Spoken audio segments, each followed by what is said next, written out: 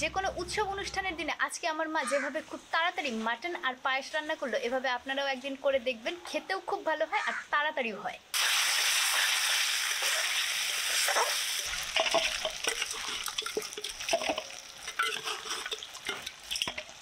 উৎসব পার্বণের দিনে আমাদের প্রত্যেক গৃহিণীর উপরই অনেক রান্না বান্নার দায়িত্ব থাকে। প্রত্যেকে মায়ের হাতের রান্না খেতে পছন্দ করে, আর সেদিন আমাদেরকে অনেক পদও রান্না করতে হয়।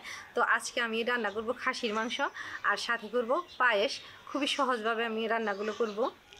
এখানে 3 পোয়া মাংস আছে, এটা আগে পরিষ্কার করে ধুয়ে নিয়ে আসি। পরিষ্কার করে তো ধুয়ে নিয়ে এলাম, এবার এই হাঁড়িতে ভরে নেব।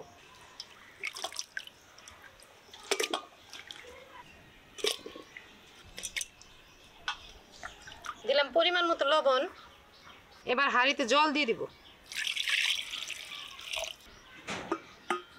এবার এই হাঁড়িটা উনুনে বসিয়ে দিয়ে সেদ্ধ করতে থাকবো। এদিকে আমি মশলাগুলো বেটে নেব। উনুন ধরিয়ে নিয়েছি, হাঁড়িটা বসিয়ে দিলাম। মাংসে আলু দেব।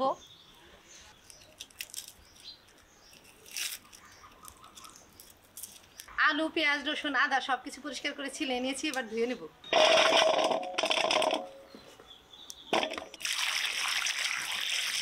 পাকা পাকা কাঁচা লঙ্কাও নিয়ে নিলাম।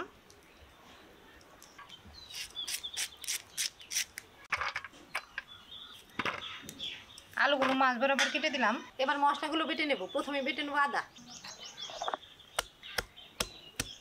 আদাগুলো থেতো করে নিলাম, এর সাথে কিছু পেঁয়াজ কুচি নিয়ে একসাথে বেটে নেব।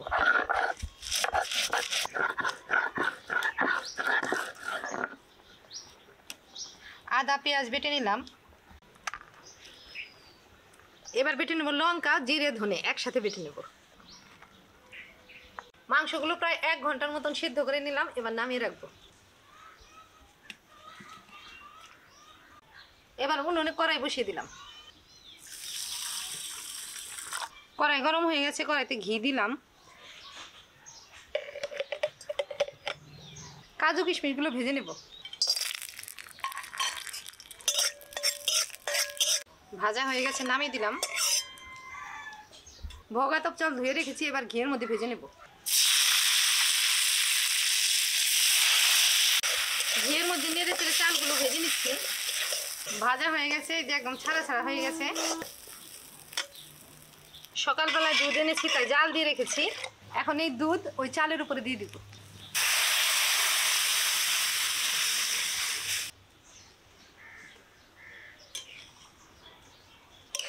অনবরত নেড়ে নেড়ে চালগুলো সেদ্ধ করে নিলাম। এবার চিনি দিয়ে দিই। চিনি দেওয়ার পরে একটু পাতলা হয়ে গেছে, আরো কিছুক্ষণ সময় জাল করে নেব। পায়েস রান্না হয়ে গেছে, এবার এর উপরে কাজু কিশমিশ দিয়ে দেব।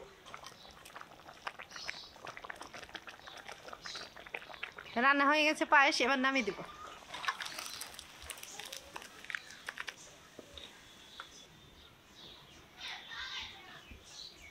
কড়াই পরিষ্কার করে ধুয়ে উনুনে বসিয়ে দিয়েছি। কড়াই গরম হয়ে গেছে, এবার সরষের তেল দেব। হলুদ গুঁড়ো, লবণ। এবার আলুগুলো ভেজে নেব।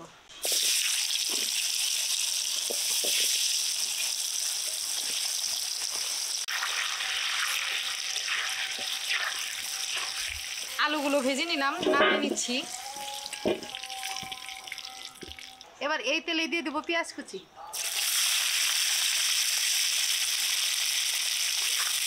পেঁয়াজের উপরে এবার ফোড়নে সবকিছু দেব। তেজপাতা, শুকনা লঙ্কা, জিরে, গরম মশলা। পেঁয়াজগুলো লাল লাল করে ভেজে নিলাম। এবার একে একে সব মশলা দিয়ে দিব। দিলাম আদা পেঁয়াজ বাটা, হলুদ গুঁড়ো, লঙ্কার গুঁড়ো, মশলার অল্প জল। এবার জিরে, ধনে, লঙ্কা বাটা, রসুন বাটাটাও দিয়ে দিলাম।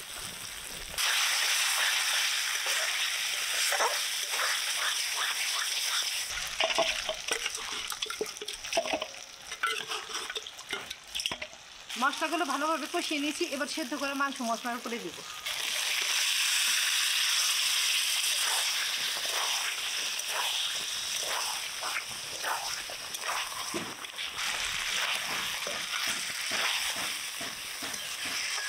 মশলার সাথে মাংসগুলো মিশিয়ে দিলাম, এবার ঢাকা দিয়ে দিব।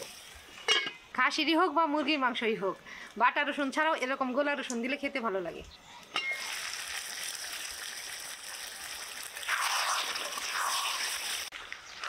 মাংসগুলো তো আগে থেকে সেদ্ধ করে রেখেছি, মশলার সাথেও ভালোভাবে কষিয়ে নিলাম। এবার ঝোলের জন্য অল্প জল দিব।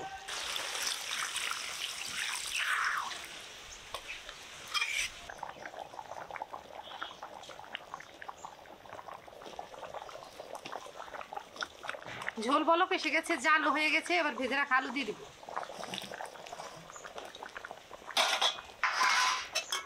দেব গরম মশলাগুলো, নেড়ে চেড়ে মিশিয়ে দিচ্ছি।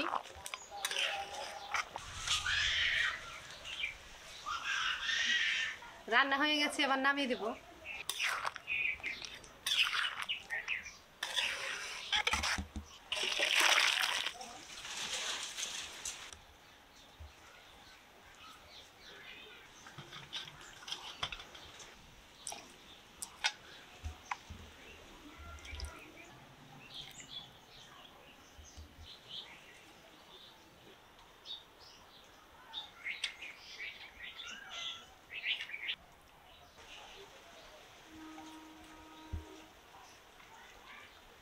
যে কোনো উৎসব অনুষ্ঠানের দিনে আজকে আমার মা যেভাবে খুব তাড়াতাড়ি মাটন আর পায়েস রান্না করলো, এভাবে আপনারাও একদিন করে দেখবেন, খেতেও খুব ভালো হয় আর তাড়াতাড়িও হয়।